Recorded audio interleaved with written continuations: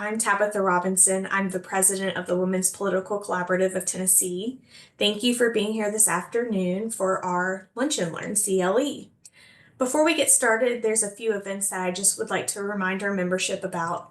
We've got our annual meeting this evening. It's going to be a great time for fellowship, so come join us tonight from 5 to 7 at the Rux Rooftop, and that's in the Cambria Midtown on Church Street. So this evening, our annual meeting at 5 p.m. at the Cambria Midtown. Hope to see you there. And then we also have another lunch and learn with Senator Jeff Yarbrough and Judge Sheila Calloway discussing the foster care crisis on Friday, February 7th. So that'll be next week. And we are in dues renewal season. So if you haven't renewed your dues and you want to keep going to events like these, be sure to go to WPCTN.com to make sure that you are current on your dues. And with that, I'm going to pass it to Zach Young. He is our moderator for today's panel, and he is a current MMPS school board member. Zach? All right, thank you, Tabitha, and welcome Thanks. everyone. My name is Zach. I use he, him pronouns. I'm excited to get started today, but first, I think it is important that we start by acknowledging a young woman who unfortunately is not with us today, Miss Jocelyn. And this young woman was taken from us last week as a result of a terrible epidemic across our country of gun violence, and quite frankly, our state legislature's failure to address and make some meaningful gun reform a priority in our state.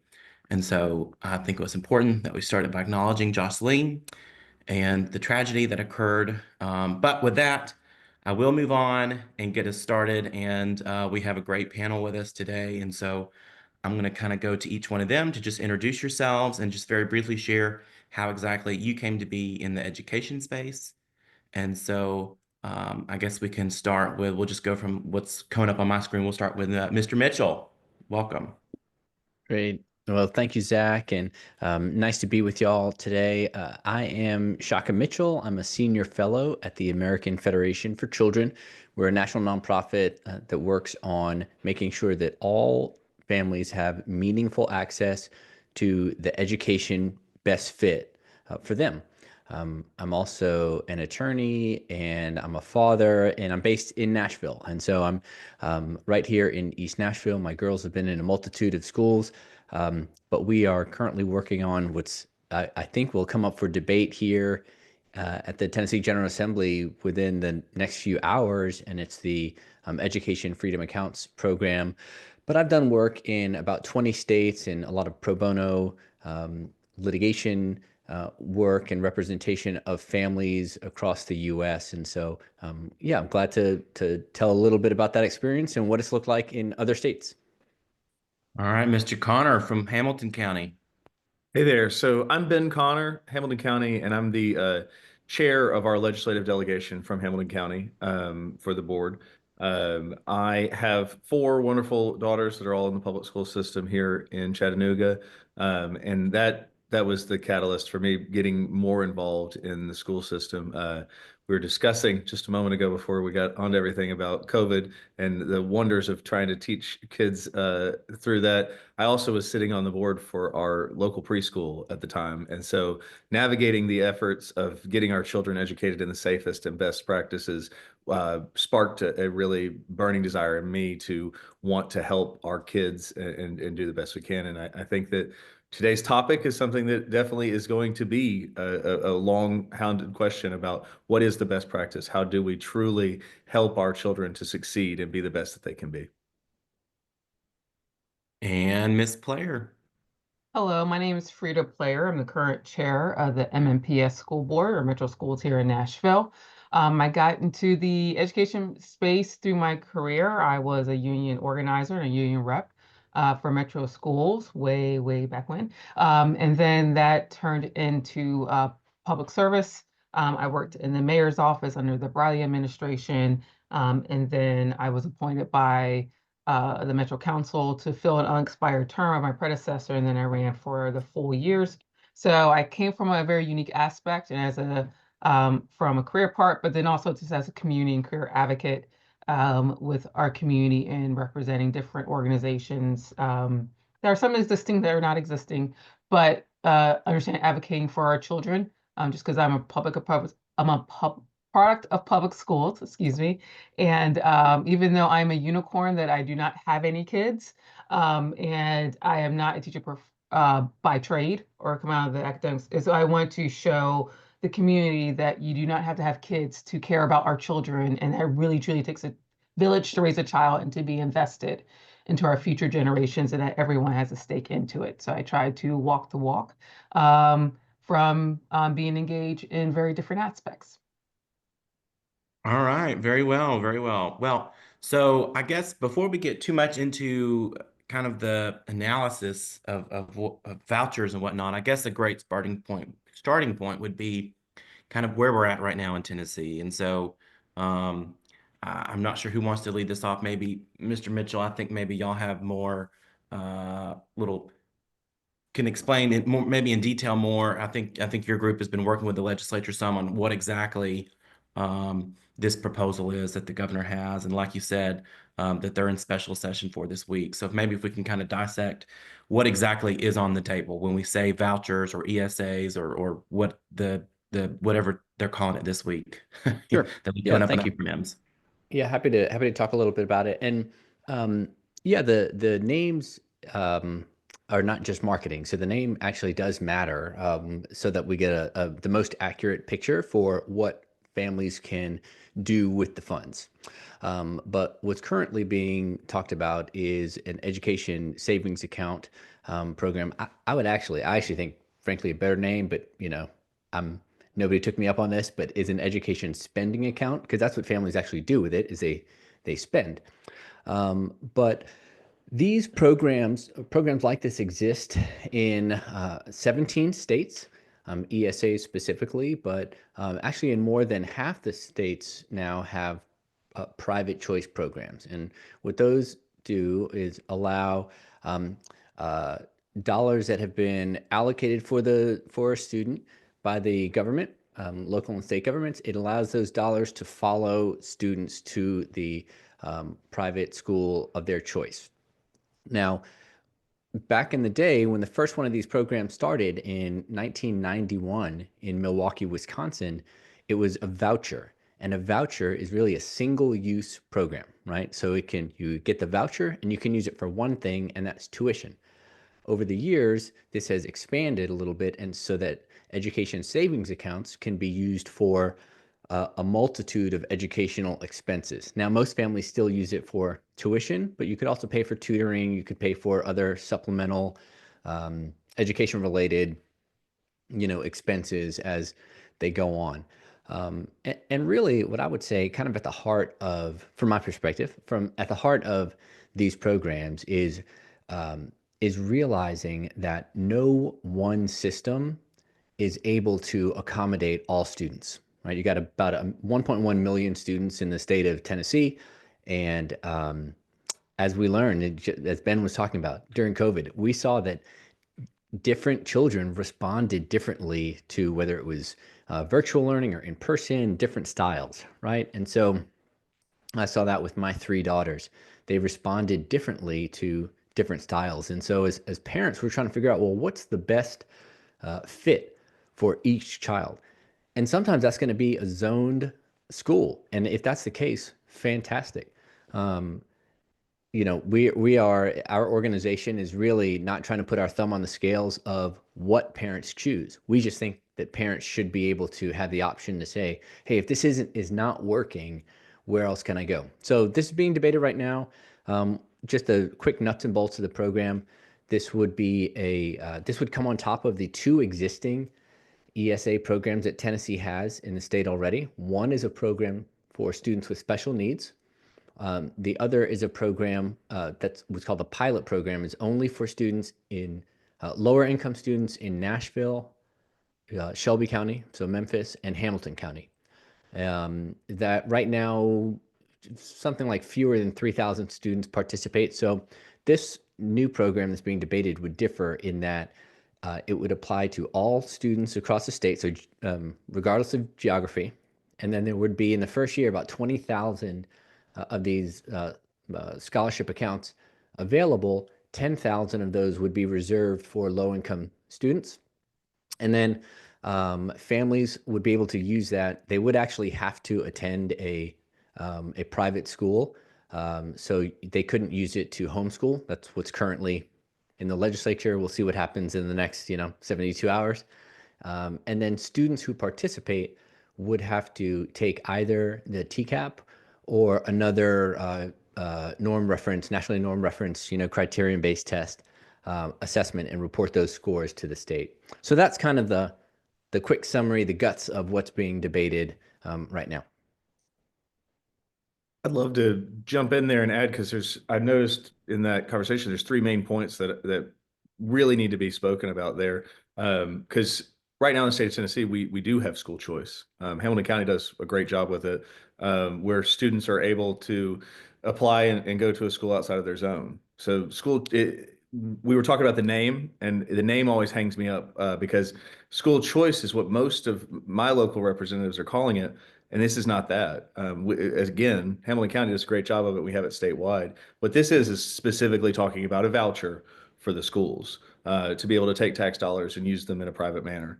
The second part that I definitely want to say is I heard other options, and we want to make sure that parents have other options if they feel like they're not at a school that's doing as well. This bill was modeled after the state of Arkansas's bill, and similarly to Arizona, without any guardrails of people who can apply, as was mentioned, opens it up to the whole state. In the state of Arkansas, 95% of the students utilizing these vouchers had never been in a public school. So it's not that they're choosing a different school, they're simply utilizing tax dollars to the school they usually were already in. Throughout the country, wherever this is applied, it's typically between 70 and 80%. So that's a higher note. In Arizona, it's at 80%. And the last thing is, I know you noted on the testing, but since the second part of that, it doesn't actually have to be apples to apples of our public school system. And typically there's a bunch of jumping back and forth. We have no way to truly assess if the voucher program is going to be beneficial, because the testing model doesn't have to be. It could be something, it could be anything that they choose that's nationally recognized again, but that's it. That's the entire thing. So a nationally recognized test has a large gamut of interpretation. I know for a fact that the Catholic school system utilizes the Iowa Basic Test of Skills, which doesn't translate completely into into TCAPs. But just 3 points I heard that I want to make sure we're talking more about, and you're absolutely right. To continue on that note, this is being discussed in the special session right now. So this is absolutely the hot topic, and there's a lot of things to suss out of it this week. I'm looking forward to hearing and following along. Ms. Blair, did you have anything to add? I don't know, both the gentlemen summed it up perfectly. So, I mean, that people kind of go into more things later on as we ask questions. Sure. So something that y'all mentioned and we touched on was the pilot program that has existed already within Tennessee in our three larger counties, Memphis, Shelby County, Davidson County, and Hamilton. And when we look at results and, if it's a pilot program, what have we seen from that as far as the cost and then the benefit of it, and how are those students doing, or kind of what were the goals of that program, do we think, and are those goals being met? And I'll just open that to anyone that wants to jump in. I can jump in. I know for Nashville, Davidson County, for the first full year of the pilot, it cost us $6 million. This year is looking that it's going to cost us north of $9 million.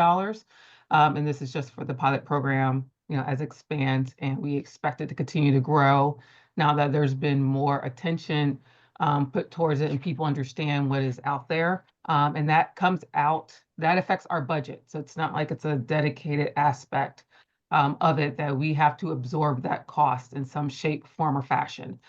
Usually it's taken within our allocation and then allocated to us, same way like you would do for charter schools or anything like that. So it's one of the things of we have to absorb the cost of that.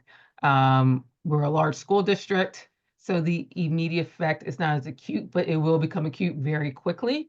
Just to kind of put comparison, it costs about $5 million to give our teachers and staff a 1% COLA. And so at one point, and that's usually our biggest immediate cost from year to year, at one point, the cost of vouchers is going to outpace our ability to give our teachers raises.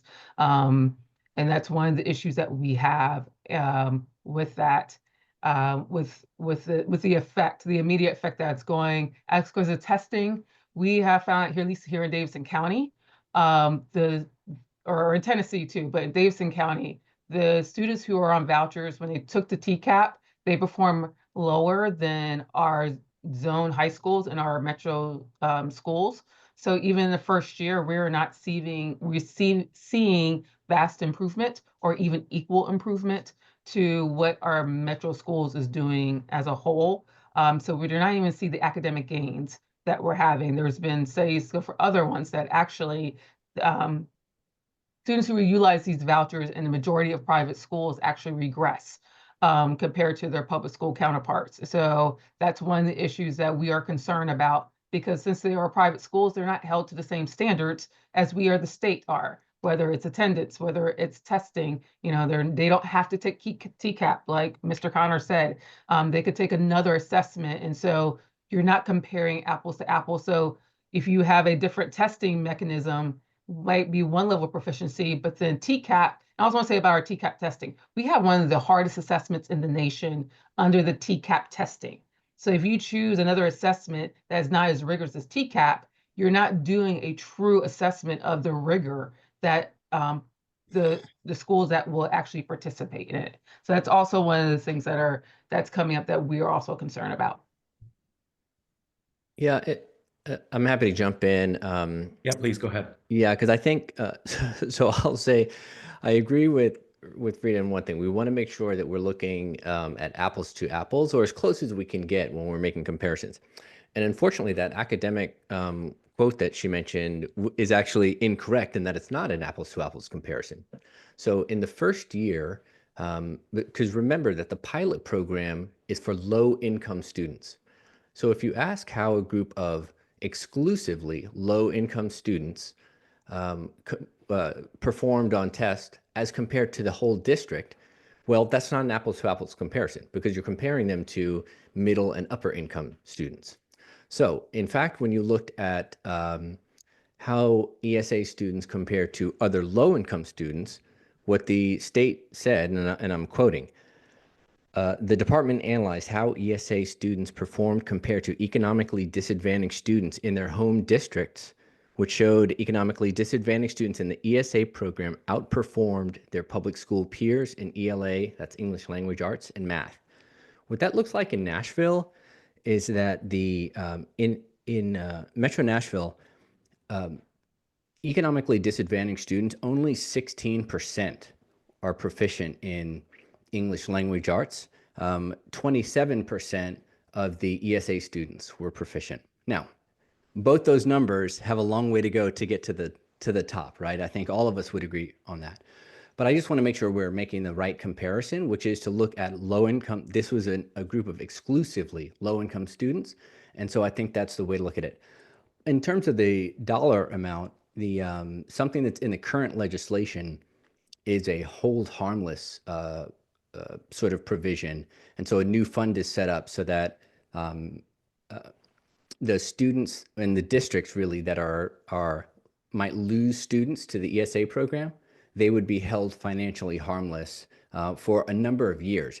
And what I'll say there is this is what happens every time someone moves from one county to another county, right? If you're in Davidson County, as we've seen, because our enrollment has been declining for the past 10 years. So if somebody in Davidson County moves to any one of our ring counties, which happens all the time for various reasons, as soon as they move into Wilson County, well, MNPS loses that money. We don't say, hey, families, you're not able to move anymore because we've got to sustain an expected budget for the district. This happens all the time. So actually, what's going to happen under the new program is that funds will be replaced for at least a year and possibly longer than that. I'm actually not fully sure.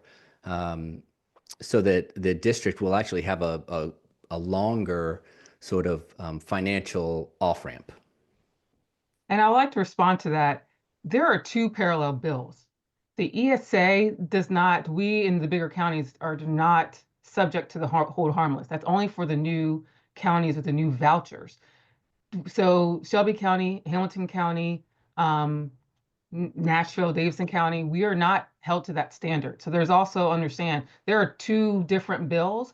Your three largest counties, excluding Knoxville, will be under one set of rules, and then everyone else is in another set of rules. No, I don't think that's accurate, Frida. I think the new bill will be a statewide program, and it will apply for all students. There will also be the pilot program will continue. That's not true. I have to agree with Frida that every one of the legislatures and any of the lobbyists that we've spoken to has said that our bill would stay in play. Well, And yeah, I hate to tell you, but the first thing that I learned about legislators is they will lie. our lobbyists are saying the same thing as well, because Okay. our lawyers, they're looking into it. Sorry, I don't mean to keep that was Yeah, and I think you wouldn't lie about between Memphis and Shelby County. This is a $3 billion budget we're talking about between the two. And if you're lying about $3 billion, that's a substantial part. I really do take issue, since we are the economic engine of the state. And as the former budget chair of Metro Schools, if that is a lie that we are not accepted to it, that changes the game. Because if you want to look at pure numbers, let's talk about it. There's 20,000 scholarships.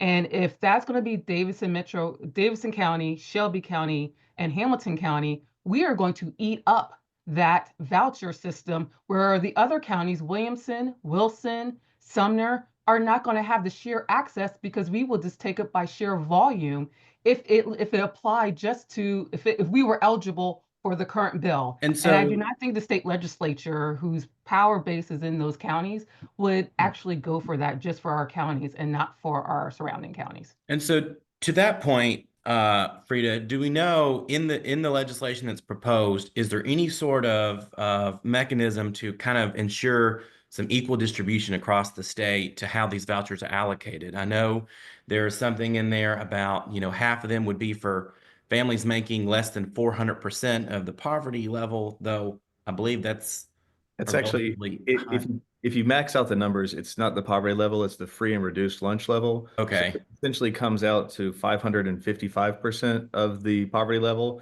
or a family of four making around $175,000. Okay, but then do we know, are there mechanisms in place to kind of prevent what Frida was talking about, and that all the vouchers get maybe, concentrated in a certain handful of counties? There's actually in the bill, the way it's written, something to do exactly the opposite of what you mentioned. If they are utilized, then they expand automatically. There is no rule of who in Tennessee can utilize them, so they can be utilized anywhere by any student or family. And if they are all utilized, then they open up more of the ones that have no rules on them.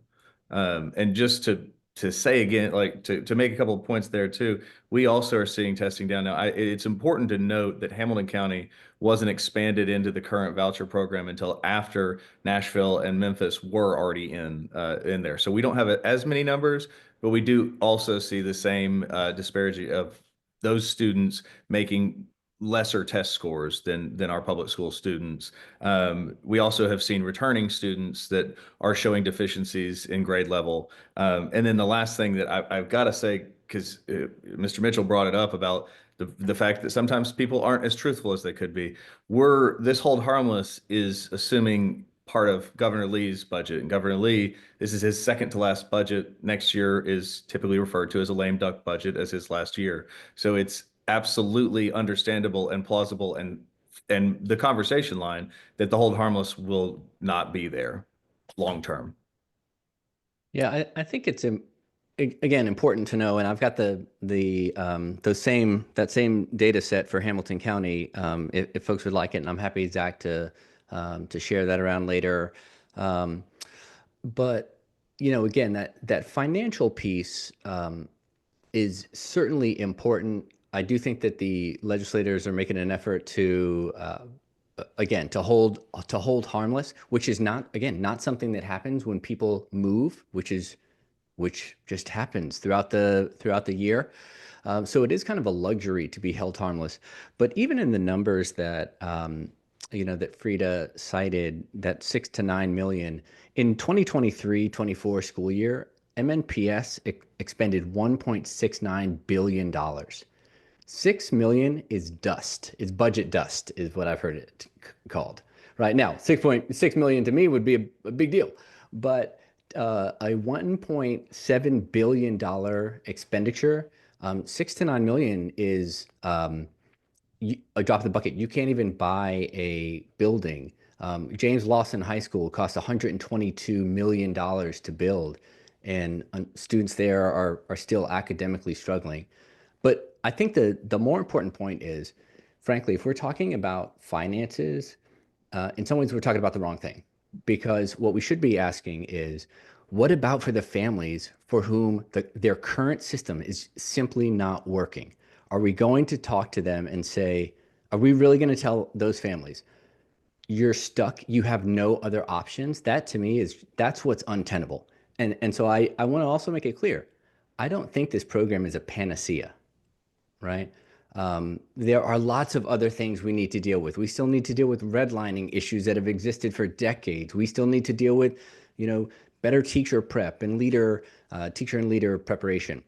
More skills building even among families. So it's not a panacea, but I can't tell families who desperately need options that they're stuck. I would immediately answer that by saying that in the state of Arkansas, 5% of the people using vouchers, again, I'm repeating myself, but 5% of the people using vouchers were not already in private schools. But yes, but Ben, that was Far actually in the better. first year. And it's because the way that program worked, it ramps up over 3 years. And so in the year one, eligibility was limited to students who were already participating in a choice program. let So me I re- agree my with you, point. but In theirs was all of the definitely was a states different setup. It's a where different in setup. all of the states, since only about 20% of the people are using the vouchers, were not already in a private school, there's far better ways that we can support that 20% of kids that need to get into a different school than making an overstatement, an over vast sweeping, and an over inflated situation for the entirety of the state. So There are better ways that we can even fix though I disagree with your numbers, I would say, what are those solutions then? Because thus far, coming out of districts, the solution is wait a little bit longer. And I'll tell you what, Zach, you are absolutely right to start our call by recognizing the tragedy that happened at Antioch. Are we going to tell families in Antioch High School who may want to leave, who may want an option, right? Hey, you just gotta wait. We gotta wait until we fix it. Some of those families are justifiably very nervous and they want other options. And now that's not to say tragedy can't happen at a school regardless of type, right? We know that too Because much Covenant was a private in school. we know that in a Covenant Nashville was a also. private school. But And I also would say that we're talking about vouchers today, not gun safety. So maybe we need to bring that back into the. no, we're talking about giving parents options, regardless of whether or not they need it for academics, for bullying, for safety, for neurodivergence, for special needs. That's a parent's right. And it's very easy to make the argument that by creating a voucher system, we're taking away the ability of parents who don't have those abilities to get their kids the voucher out of any schools. Like So why don't we ask them then? I'm not I mean, afraid to ask parents them. do And I have the think right. that Let's board listen, members, parents Yeah. do have the right to He- choose I- whatever they want to education. But also want to say one of the effects of two things. One of the effects called economic disadvantage. Out of the 20,000 vouchers that would be available, 10,000 can go to any student of any family income. So Faith Hill and Tim McGraw can send their kids to a private school and get the voucher. So you're going to have half of the people receiving the vouchers that are not going to be economic disadvantaged or have the opportunity not to be economic disadvantaged. The other part of really talking about special ed, if you have IEP, you have to waive your rights for your child to be to receive the education that they deserve if they go to a private school. So just because you go to a private school, does that mean you're going to special ed assistance that you need? Probably what's going to happen, like we do a lot of our charter schools, they're going to lease that service from Metro Public Schools to get assistance to teach the other special ed aspects. So the other part too is we also have to be mindful that just because you get the voucher, that it's going to be an extra part. Do parents have choice? Yes. Are we stopping that parent's choice? No. There's options with the Metro schools. Metro school has been a level 5 TVOS school 3 years in a row. our metro schools are improving and they are getting better. But also we have to understand that this is not apple and apple. We want to talk about redlining. Montgomery Bell, Harpers Hall is not accepting vouchers. There you already have an economic segregation because the private school chooses whether they want to accept the vouchers or not, and private school chooses what students they're not required to take a student just because they have the vouchers. They can say no, and as we know, that no could be very ambiguous. Even though we know the underlining may be race, gender, sexuality, gender identity, it's not going to be explicit. It never is explicit. They're not going to say Acme Private School Academy is not going to say, Frida, we're not going to take your daughter because they're black, because they know that that's is illegal and is discriminatory. But it's like, oh, they don't meet the qualifications, and so they're not the best fit of our school. You're not accepted. So that's the other aspect of it too, that we have to be mindful that it's not like the private schools are going to be altruistic and take every student in. They're going to take the students that are best fit their profile and best fit whether the parent choose to go there or want to go there themselves. Yeah, I mean, I think that you got to be real careful with sort of pulling out like the civil rights boogeyman, Well, you because started with redlining. most private school teachers and private school leaders also went to colleges of education and frankly taught in public schools at some point, right? So when we talk about do schools have a certain missions? Sure, but this law has constitutional protections against discrimination. When we talk about rich families, wealthy families being able to use those 10,000, half of the ESAs, well, Faith Hill and Tim McGraw, if we're going to use them as an example, can send their children to public school right now, can't they? So that's a subsidy that they're already getting. By the way, that subsidy is to the tune of $22,000 because that's what the per pupil expenditure was in Metro Nashville last year. So frankly, we are subsidizing rich families even more to attend public schools than we would with a similar ESA program. And that's So I not think right. We are not they're not paying $22,000 that's per on the kid. state report card that I've got pulled up No, on I this think link that I'm think happy you're to share conflating and right now, combining Frida. numbers. You're probably combining our operating account with our Okay. capital expenditure account. And by the way, when you talk about Lawson is paid from a different account, which is our capital spending compared to our operating budget. So you can't compare building a new school and the cost of new schools to our operating budget. Vouchers coming out of operating budget is not coming out of our capital budget, which is a totally different set of funds. And that so you have to compare what do we operate our schools year to year. And you brought up redlining. Redlining is a racist, institutional, white supremacist measure.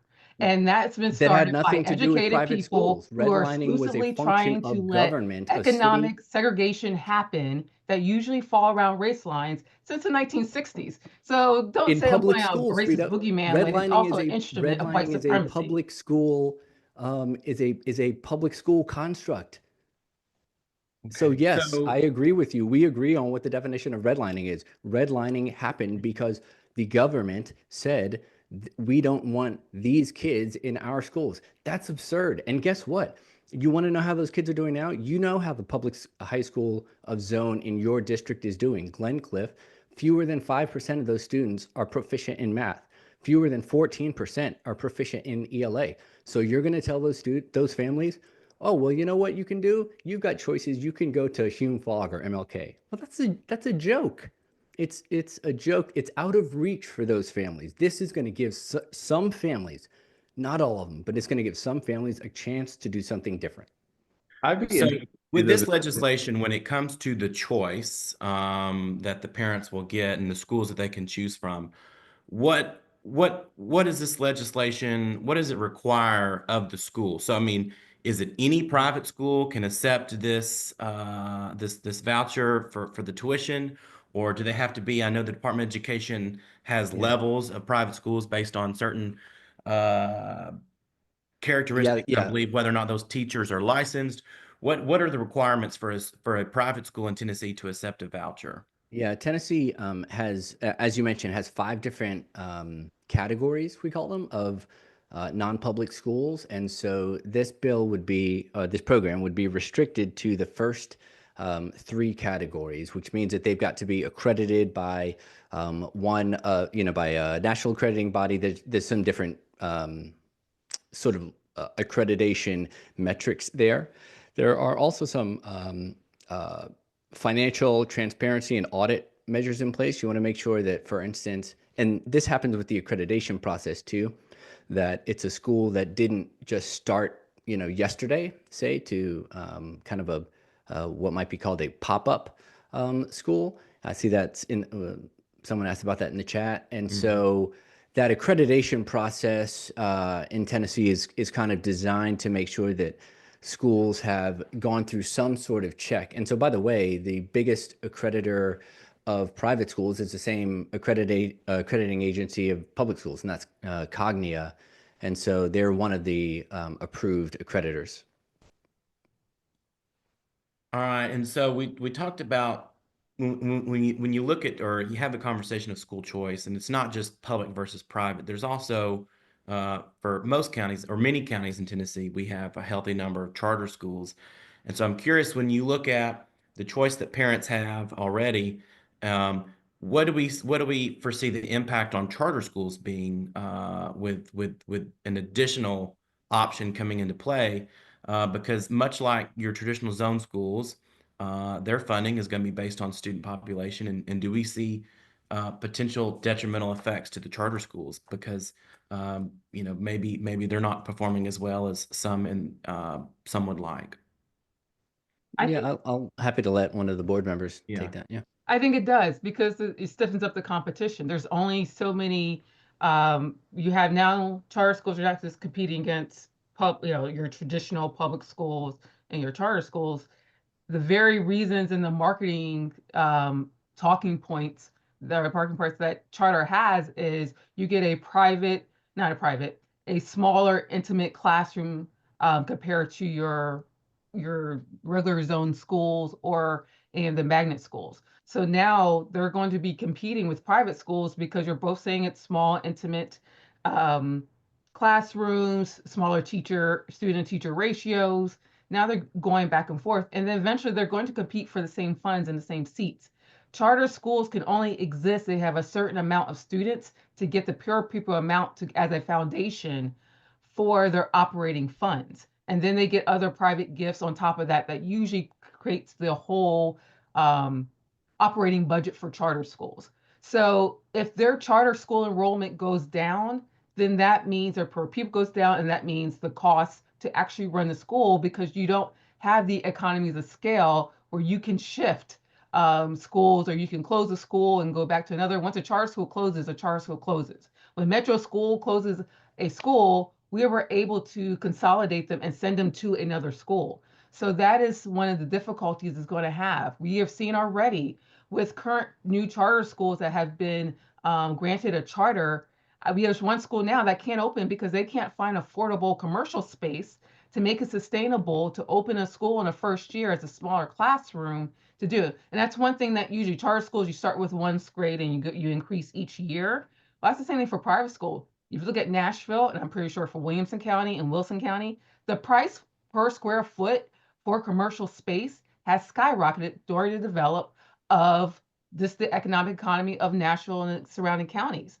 So it also makes it more expensive for these private schools to open because the commercial real estate is much greater to do that. So you're going to have an interesting competition between the two because you're both using the same argument of why to go to your school compared to the traditional school. And so that's one of the repercussion is how are charter schools going to be able to stay open given the number of charter schools already existing? And so there's also a natural competition between charter schools. Then you throw the private school on top of it, that now the very reason you saw, like people would say, and I've heard people say, well, it's almost like a private school. And that's how they broke it down to layman's terms. Well, now you actually have a private school that gives the same amount of money to that charter school. Why go to the charter school? I can get my private education provided for. So it'll be an interesting effect. I'm very curious to see how charter schools really adjust to these vouchers. And you'll find most charter operators are against vouchers because they understand even cuts into their bottom line because they're not held harmless. So that's the other part. If the other school district, the other 92 school districts, counties, they may be held harmless. Charters are not held harmless also. You make a great point of the people that we just get back. I mentioned that earlier of children returning to the public school system that either didn't make it or were asked to leave for whatever reason from these private schools. I've got to push back a bit on the numbers because we, with the TISA funding model, have obviously delved deeply into how much does it cost to educate a child, and it's highlighted specifically. Dr. Robertson, my superintendent, and I have conservatively adjusted it to say that from tissues to teachers, it costs about 10 grand to educate a high school student in Hamilton County. And therein lies where we're looking for the difference in our actual TISA funding of about $7,000, just like the voucher, up to that 10 grand to get there. And the important note is that it's not just one child taking it out. It's not, as we've used a couple of times, Faith Hill and Tim McGraw bringing their child out and that money being gone. That is the instance of helping the entirety of the school. That's why through the TISA funding model, again, in our opinion, we've found that the best case for a elementary school is to be around 500 students, because then through all of the students being there, we have the ability to fully fund that school. We're not asking little Timmy to have a breakdown on Tuesday because the counselor's there and she's not there on Wednesday. We're not asking them to have a PE coach who has to go back and forth to different schools. So I say all that to say the point of, when you take even these 20,000 students at first out of the public school system, you hamper the ability for your public education to do so. If you want to be a private school, that's wonderful and fine, and it is the choice of the parents to take them there. But that's their business model. I'm not going to mess with their business model, and we shouldn't be messing with the constitutional right to public education of our children. Yeah, Zach, I think there's your question is a really interesting one. I agree with Frida. I think it'll be really interesting to see kind of the interplay between the ESA and charters. And speaking with folks in other states, I was actually at the a National Charter School Association meeting last year, and there are some folks thinking of some really creative ways to frankly, like, use their building after normal school hours, say, for tutoring services, right, for students who are have ESA funds. And I think that's, there's going to be some interesting things that arise. I also think that we're at a real inflection point in the state and really around the country in rethinking the school model in terms of size. And so I think that we're going to see a lot just in the next, if I was to forecast the next 10 years, I think we're going to see smaller models actually emerging across the board, public school, public charter, and private, just because I think coming out of COVID, there are so many, the dynamics are just very different now, right? And so whether it's folks going, I mean, I remember, Ben, when Hamilton County was, I think, doing this a little bit, going with some hybrid kind of in-person and virtual days, throughout the week. And I think people are just experimenting with models, and that's also going to mean that we're going to start to value function over form, meaning like the building doesn't dictate the number of days, et cetera. And again, that's for the next 10 years, but I think we're at a real inflection point. The only thing I have to say to that is, unfortunately, Hamilton County just passed a facilities plan that does exactly the opposite of that. We are actually ramping up the size of schools because of the TISA funding model to make sure that we have enough students in each building to do as I just mentioned. We're in my district alone, we're closing 2 smaller elementary schools to combine with a third to make a school that can more support the students, again, based on the TISA funding model. And yeah, it'll be interesting. Yeah. Since we're talking about funds, I want to say, because we haven't mentioned it yet, and it's a very important note, is that the fiscal note on this is astronomical. And Ben, you beat me. That was exactly where I was headed next. So perfect timing. Yeah. Then allow me, because this is incredibly concerning. I've used many other examples. So we'll go back to Arizona. Arizona's fiscal note on theirs was $60 million. They exceeded it to the tune of 327 the first year, 475 the second year, and they're all the way up to $90 million, $940 million at last count on their fiscal note. They are closing fire stations and not paving roads because they don't have the money because it's being taken out.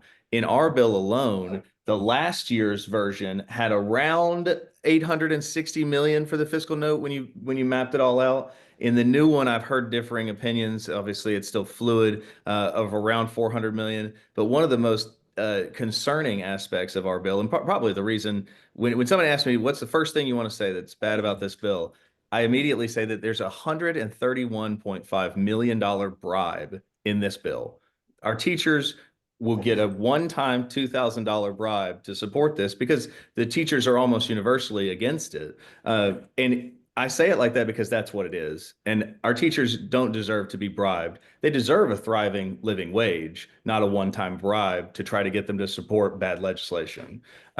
So if we think that opening it up and making stopgaps that automatically add voucher seats is going to somehow be fiscally responsible, we are absolutely not doing what we should with the taxpayers' dollars. Especially Well, when- and to that point, speaking of the taxpayers' dollars, when we look at the bill that's actually proposed this week in the special session, that fiscal note, how is it paid for? Where is that funding coming from? I believe we've read things such as a combination maybe of some gaming revenue, some lottery revenue, or where is all that coming from? And do we see that as being a a plausible long-term source of funding? Yeah, there's a new education fund, a new gaming fund that would be created, and I want to note two things. That Ben is right about the number. If we're talking about the gross fiscal number, if we're talking about the net fiscal number, the net fiscal note was $32 million. Because again, remember that this money is transferred, right? It's the same student, and it's the same student going from one place to another. But how does that work with the hold harmless?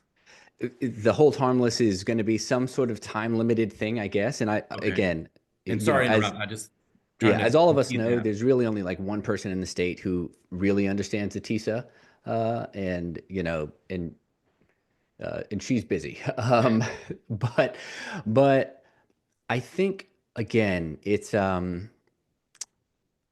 is not lost on me. I hope it's not lost on our audience that there's been so much talk on this call, even about finances, and I'd love to talk about let's get real about the students who are looking for other options in their district, because we can measure from the top or we can measure from the bottom, and it just feels like to me the finances is a way to obfuscate, because nobody ever really has a conversation about, oh, it's not enough money when we talk about more money for higher ed, or I mean, K-12 budget dollars have even increased year over year.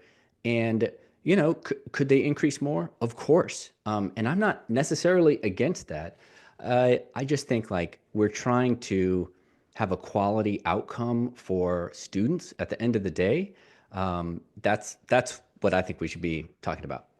We definitely have that, especially in Hamilton County. If someone feels that they can get a better education at a different school in our district, they absolutely have the choice to go to that. What if they don't have the money to do that, Ben? It doesn't require money. It sometimes does.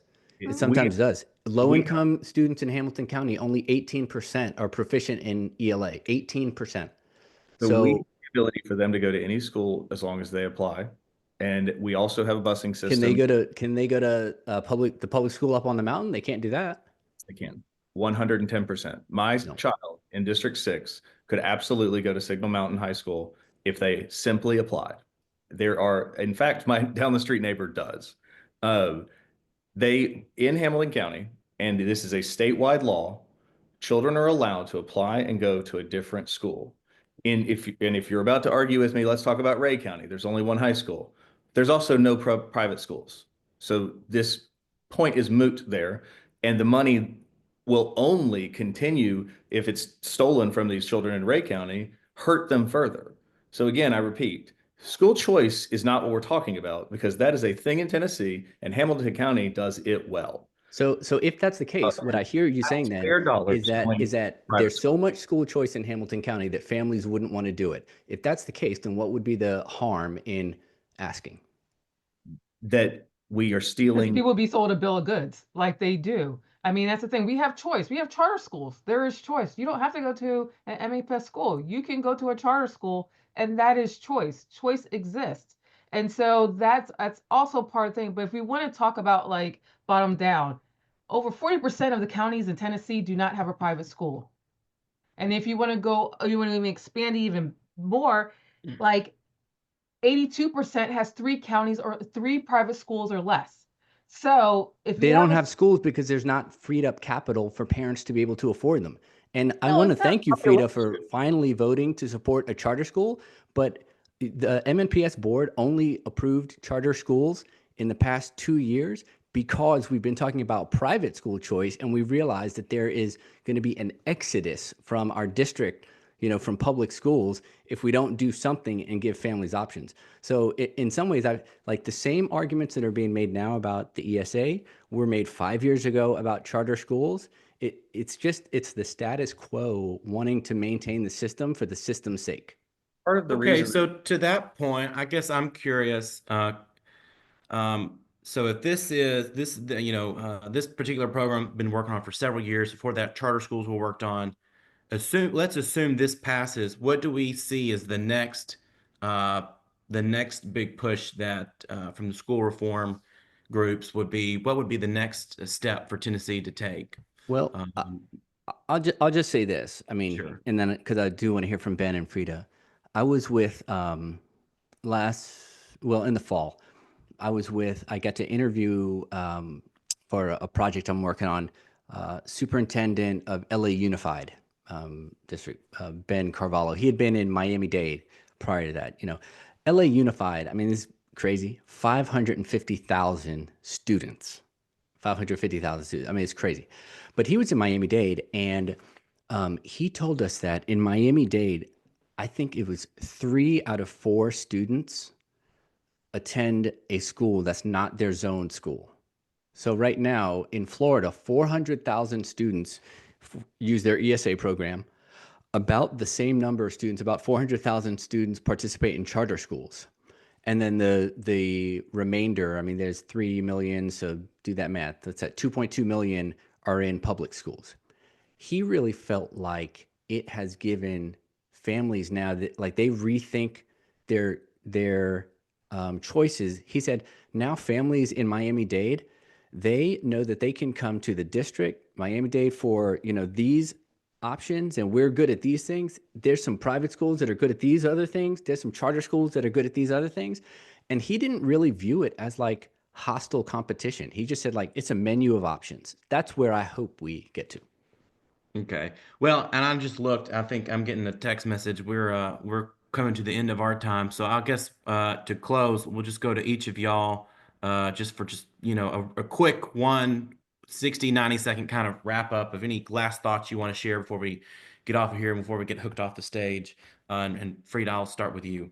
No, thank you, Joyce and the Women Political Caucus and Tabitha for inviting us. I think Mr. Mitchell, Mr. Connell for a spirited conversation around this topic. And it's one of those things of funding matters because it ultimately is what it takes.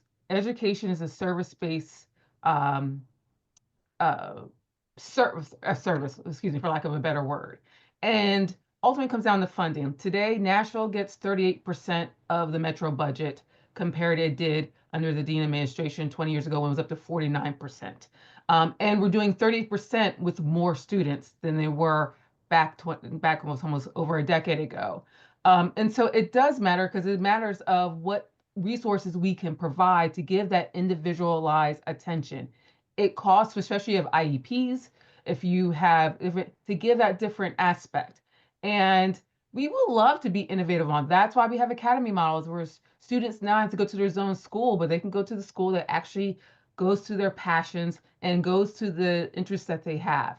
This is a complicated issue, but my thing is there should be a separate and dedicated fund outside that does not affect the schools. Metro schools pay 70% of what it costs per year. We only get less than 20% from the state. So my thing is, even from a statewide perspective, we are not adequately funding schools. We're a sales tax-based economy. So if the economy goes, there goes the government budget, and that causes harm. In fact, if we got to put this money towards education, then we can't put it towards public safety, or we can't put it towards parks and roads, and people are upset of why we're doing this because we have not put the right guardrails and protocols in case that make sure it's fair, it's equitable, and it's justice. We don't have, there's no formula that says Ray County gets this much, Davidson County gets this much.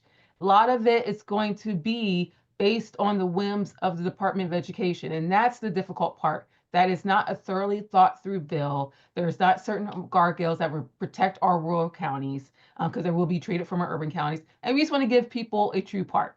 I'll end there. Yeah, sorry, that's kind of a long No. 90 seconds. Mr. Mitchell, next. Sorry. Well, thanks, Zach, and yeah, thanks to the collaborative for having us. I would just say, and I agree with Frida. This is a spirited conversation because I really believe that Frida, Ben, Zach, that we all care about students, whether it's our own or our neighbors or whomever, right? I really do believe that we care about kids, and so it should be passionate. I will say that I do not believe that education reform and parent choice is a zero-sum game. I don't think that most families think of themselves as private school parents or charter school parents, whatever. They think of themselves as a parent, and I'm trying to find the right setting for my child this year. And so to me, it's not zero sum. I do think that there are ways for all of these things to work together. And Tennessee, by the way, is not at the tip of the spear in this. We would be the 18th state to do something like this. And I'm happy to add a link in the chat to research studies that are showing what those results have looked like over the years. And so I'll do that. But thank you all. All right, thank you. And Ben? So again, thank you for having me. I love talking about our schools and our kids and how important that is to me. Wording matters. So when someone says school choice, know that they're wrong because we have school choice. What we're talking about is vouchers today. So be sure you know that. The other thing is similar to what Ms. Prayer said, Hamilton County Commission right now is funding Hamilton County schools at the lowest percent they have since 1990.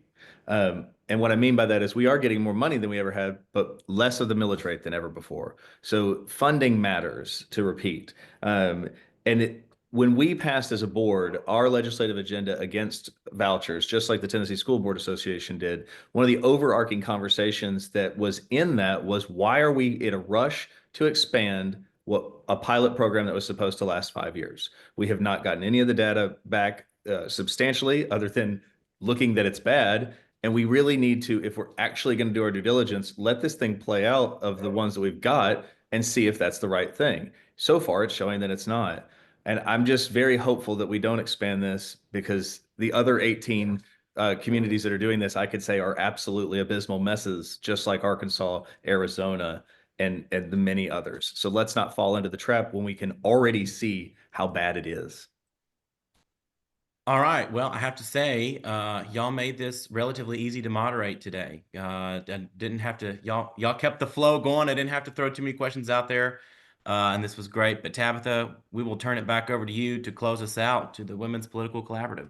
Right. Thank you so much, Zach. And thank you to our panelists, Mr. Connor, Mr. Mitchell, Mrs. Player, for being here this afternoon and for your commitment to our community's kids. With that, I'll conclude today's CLE, and I hope to see you tonight at our annual meeting at 5 p.m. Thank you, everyone. Thank you. Take care.